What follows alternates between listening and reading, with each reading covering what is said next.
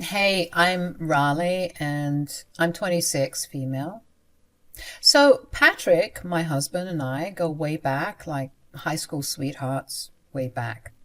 We dated forever and decided college wasn't our jam and said, hey, let's just get hitched after we graduate. It seemed like a solid plan, and we were both young and dumb, so we both thought, why not? Life was all set for us. I had my dad's business to shower me with anything I could ever dream of, and Patrick was doing his thing too. Privileged? Oh, you bet. We never needed anything, living our best lives, thinking we were on top of the world.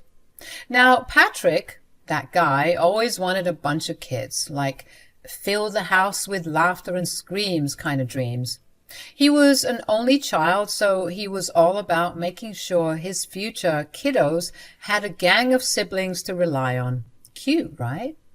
But here's where the story takes a twist. Try as we might, the whole baby making thing wasn't going our way. I had a string of miscarriages from 20 to 25, and let me tell you, that was a gut punch every single time. We were losing hope, and I started thinking Patrick would bail. One day, I straight up told him to go find someone who could give him the whole picket fence and bunch of kids deal. He got so pissed, you all. You wouldn't believe it. Don't ever suggest crap like that to me again. Do you hear me? I guess he was in for the long haul. As I said, we have been trying practically ever since we got married, and it was exhausting, always being disappointed and heartbroken from the babies we've lost, failed to conceive. But everything changed the moment I turned 26. So there I was, celebrating my 26th birthday, thinking life's all fine and dandy. The next morning, I woke up with a hangover that could rival a truck hitting me, and I started throwing up. Now, I didn't even drink that much. I had one glass of wine, so I was wondering why I was so sick. Patrick was super concerned too, so we hauled ourselves to the hospital to figure out what was going on. And guess what? I wasn't throwing up from the alcohol. No siree. I was throwing up because I was pregnant. Panic mode set in, of course. I mean, the night before was a bit rowdy, yeah, I didn't drink as much, but with the way I was dancing, I'm sure the little tyke was being knocked up all over the place. But the doctors reviewed things and said the fetus should be fine and that I needed to show up for my scheduled checkups to make sure everything was peachy. Patrick and I were obviously over the moon, as you can imagine, but cautiously. I mean, we'd been down this path before and it wasn't very pretty. Nonetheless, we tried our best to be optimistic. This is what we'd been waiting for, right? Why not enjoy every moment of it while it lasts? Everything was going just swell for us, but enter the dark cloud named Mariana, my mother-in-law, that threatened to rain on our parade. You might be wondering where she's been all this time and why I didn't mention her. Well, that's because for the majority of my dating married life, she's been missing. She missed our wedding and even missed out on our graduation, not because she wanted to, but because she was in the psych ward. Yep, you heard it right. Mariana's got some severe BPD, making her have these erratic outbursts, and let's just say she was a bit on the crazy side. We'd visit her as often as we could, and with each visit she seemed to be getting better and better. So imagine this. We come back from the hospital all pumped about the baby, only to find a letter from the psych ward. They're saying Mariana's shown significant improvement and can be released back into society, completing her rehabilitation program, and that she needed to be taken care of by her next of kin or any other caretaker just to ensure that she's easing back into society well. Now, Patrick's father wasn't about to take her in. They got divorced when Patrick was like 6. So guess who's the next of kin? Yup, Patrick, and by proxy, me. Now, this whole setup felt like a drunk pitch for a sitcom. A couple struggling to conceive, now all of a sudden dealing with pregnancy and a mentally ill mother-in-law. What could possibly go wrong? Spoiler alert, Everything. Absolutely everything. So when we picked up Mariana from the psych ward, things started off great. We were catching up, having a grand old time in the car ride home, making up for lost moments, you know? But the moment we walked through our front door, it was like a switch flipped in Mariana. She wasn't the usual apathetic or disillusioned, which are common symptoms for someone dealing with BPD or other mental illnesses. No, she was just irritated, and not just a little miffed. She was downright snarky and mean. Of course, people with BPD can also become irritated and frustrated, but the signs are much clearer than someone who just wanted to be rude for no apparent reason. But that was Mariana. She started judging everything in the house, criticizing how we decorated, and said that she would have done a much better job if she wasn't locked up for all those years. And boy, that really set her off. Talking about the psych ward. Once she started, she just couldn't stop. She started complaining about the psych ward, how awful it was, and how she despised every minute there. Then came the blame game. She pointed fingers at Patrick and me, saying it was our fault she ended up there. What?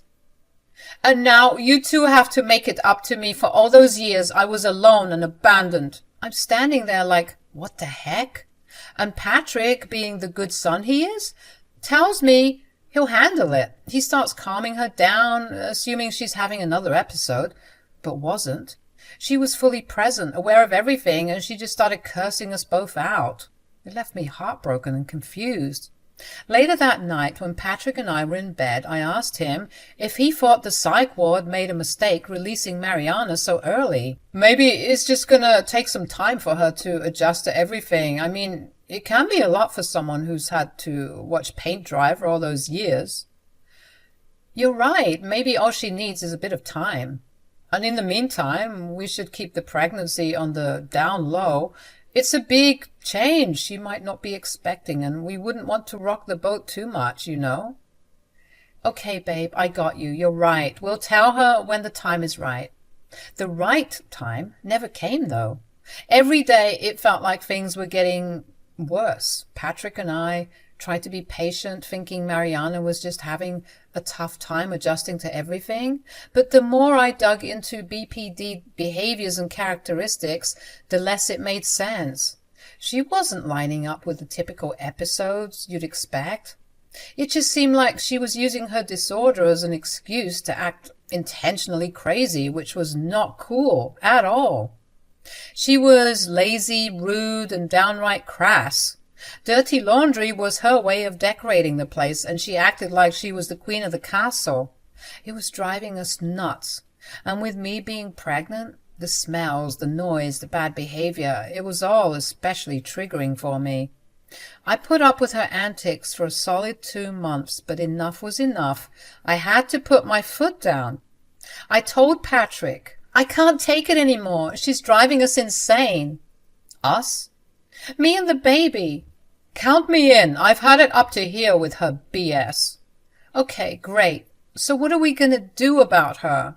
Honestly, I don't know. This isn't good for me or the baby. You know how hard it is for us to have one, and the stress isn't making anything better. What if we told her about the baby? Really? Now? It might make her calm down and realize that there's a bundle of joy on the way, that she has to act right now. It might motivate her and make her happy. You're right. Maybe it's time we spill the beans.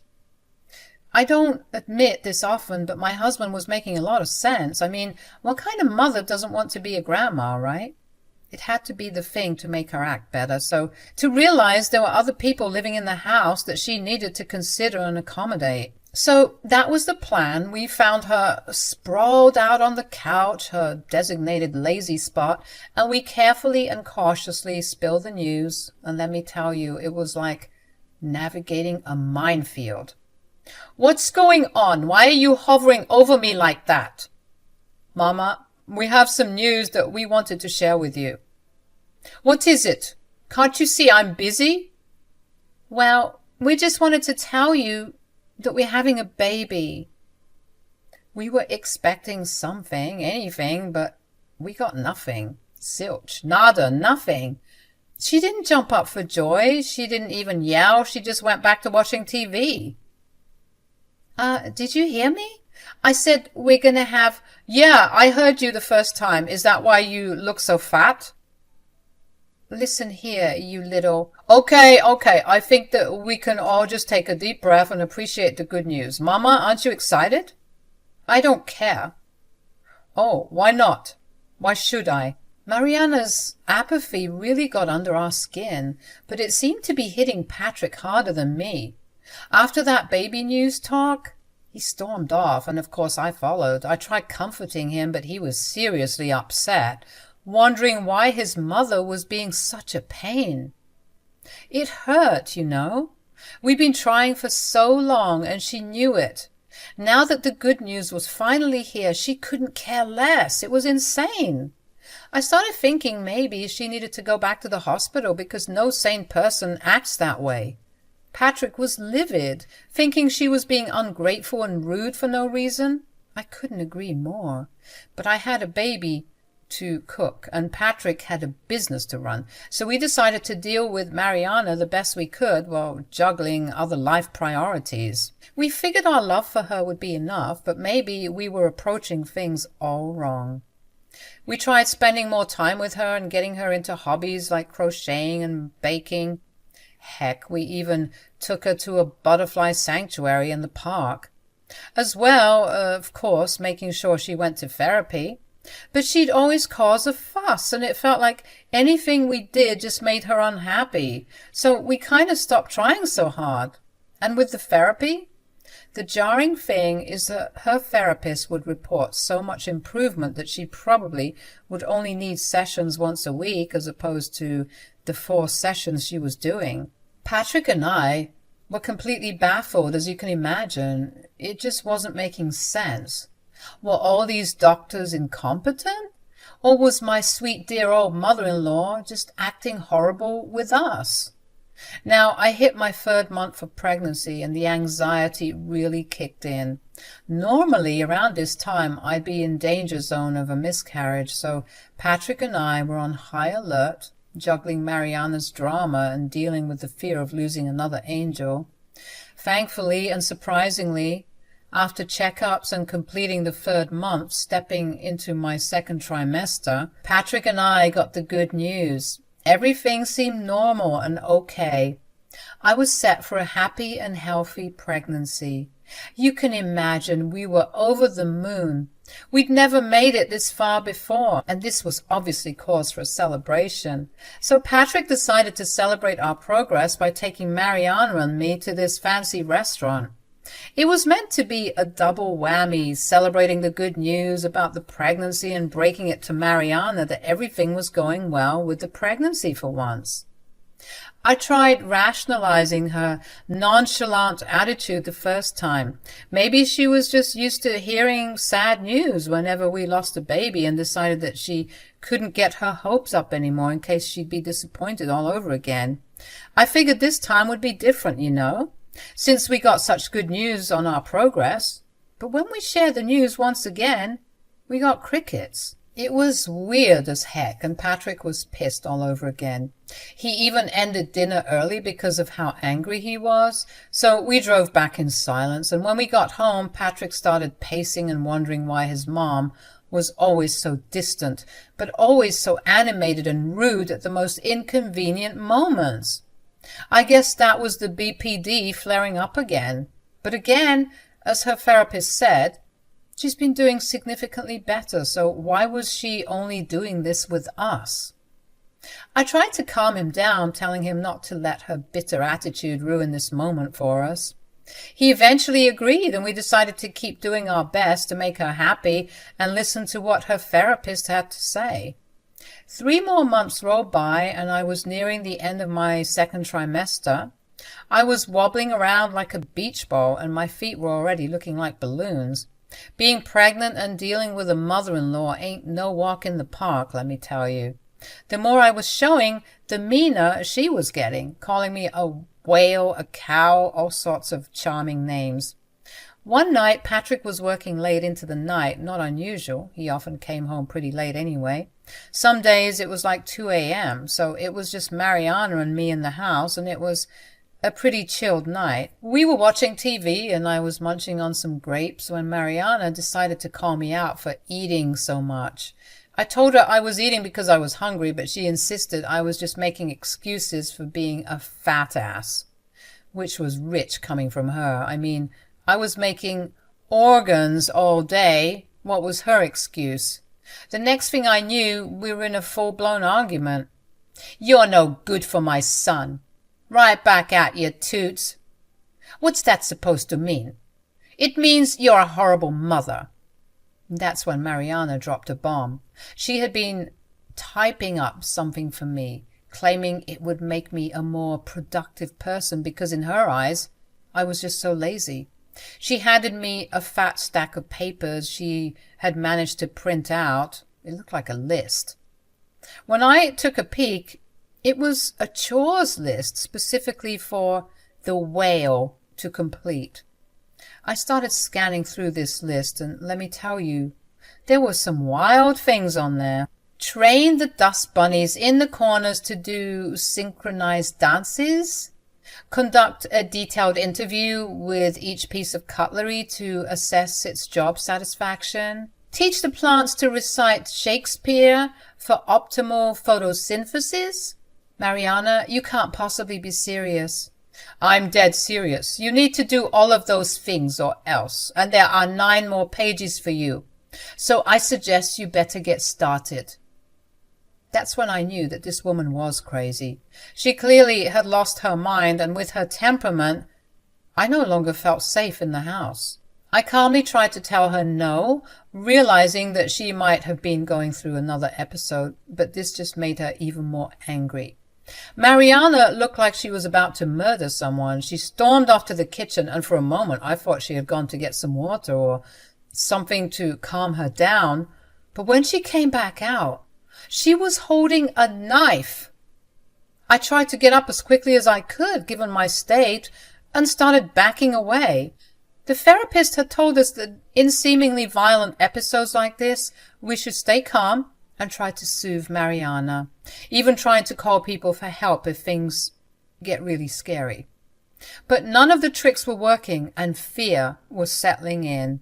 I looked at my phone, which was too far out of reach at that moment, and Mariana noticed. "You can't call for help now, Raleigh."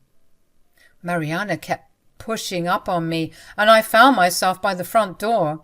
She told me to get out, claiming I was lazy and a waste of space. I obviously told her I couldn't do that, but she didn't care. She insisted, and eventually I caved. All I was wearing was sweatpants, a sports bra, and some fuzzy socks because it was winter and it was snowing like crazy outside. Mariana didn't care about any of that apparently. She kept pushing me to leave and faced with a knife. I didn't want to find out what she might do, so with nowhere else to turn and physically incapable of fighting her, I had to step outside into the snowstorm just to calm her down. It was hell, instantly feeling like I was going to throw up. I made my way quickly to the neighbor's house, wanting to call Patrick since my phone was still inside. Luckily, they answered the door, even though it was pretty late. Around 1 a.m. Honestly, God bless them for that, because I wouldn't know what to do otherwise. I called Patrick, and after the third try, he finally answered, asking who this was. I quickly explained what had happened to Patrick, urging him to come home quickly because Mariana was in the house alone, doing God knows what. Patrick said he'd be there in 10 minutes, and I could tell from the tone of his voice that he was livid. He arrived at the neighbor's house first, making sure I was okay. I was wrapped up in some of the neighbor's blankets and drinking some tea to help with the cold. We thanked them profusely and cautiously headed back inside the house. When we entered, Patrick saw Mariana laughing at something on the TV, and that's when he started losing it. He yelled at Mariana, asking her what the hell she was thinking, putting a pregnant woman out in the snowstorm like that. Mariana tried to act oblivious, but when Patrick mentioned that it was time for her to go back to the psych ward, it seemed that Mariana's facade began to crumble. "No, please, you can't do that." "Why not? You're clearly not well." "They'll help you, Mom. You just gotta be strong, okay?" "I lied, okay? I lied. I lied about everything." "What do you mean?" "The way I was treating you too. I was doing it on purpose." Mariana went on to explain how she had deliberately been acting crazy with us, confirming it by acknowledging that her therapist and even the people in the psych ward said she was fine. She obviously had BPD, that wasn't going away, but people with BPD don't act in the way she was acting. She was sobbing, admitting that the reason for her doing all that crap to us, being messy, loud, rowdy, and gross, was because she wanted, get this, attention. Yep, my entire pregnancy has felt like hell, all because this grown-ass woman wanted some attention. Feeling alone in the psych ward, she just wanted her son and her daughter-in-law, anybody to love her unconditionally, even her bad parts. This was confusing as hell for us. Why deliberately act crazy? Didn't she know we would report it and try to get her back in the psych ward? When Patrick asked her this, she said, I never actually thought you'd send me back there. I thought you missed me and you loved me and you wouldn't want to let me go back." "Of course we missed you. And of course we love you. And that's exactly why we would send you back, because you're clearly not well." "You're not listening to me. I'm fine. I'm not actually crazy. That 10-page chore list I gave you, yeah, I just made that up. And that time I put my dirty underwear in the blender, that was part of the performance too." "That's just sick, Mom. Why would you do this to us?" Mariana explained that when she was in the psych ward, there was nothing for her to do, and she felt like one little misstep and everyone was hounding her.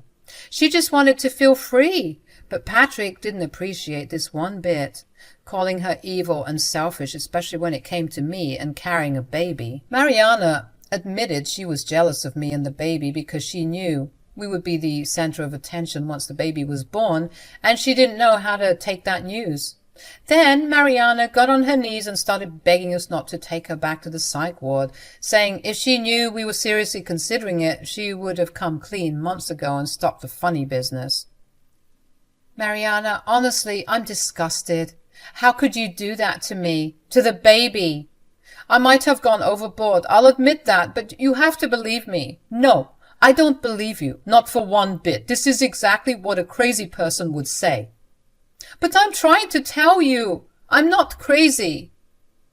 I told Mariana that I would call her therapist and tell her to come because it was an emergency, just so they could come and assess the situation, because I was so confused and exhausted by everything at that point. Patrick was still talking to his mom, and she was still on her knees begging and pleading, but I had to do what I had to do. Even if she was telling the truth and she actually was pretending to be crazy as some part of her twisted plan to get more attention, I still wanted to see her getting taken away, because if any of that was actually true, then I could never forgive her for that crap. She put me out of my house, for God's sake, in the freezing cold, and she expected forgiveness to come that easy? Maybe she really was crazy, if she ever believed that. She was sobbing on the floor when her therapist as well as a paramedic arrived at our home, not making her case look good if she was actually mentally stable, in my opinion. I explained the situation, showing them the list of chores she had given me as some form of proof that she was clearly unstable, because what she had typed up was complete nonsense, and I told them to take her back to the psych ward so that they could assess the situation. She was kicking and screaming the entire way to the van they brought, but luckily the paramedic could handle her. Patrick and I watched from the door, and the entire time she was yelling, "I'm not crazy!" But Patrick and I couldn't be too sure. In either case, I was glad I was getting that nut job out of my life. Part of me hoped that she was telling the truth about her pretending to be crazy, because that meant that she had landed right back in her personal hell as punishment for her actions.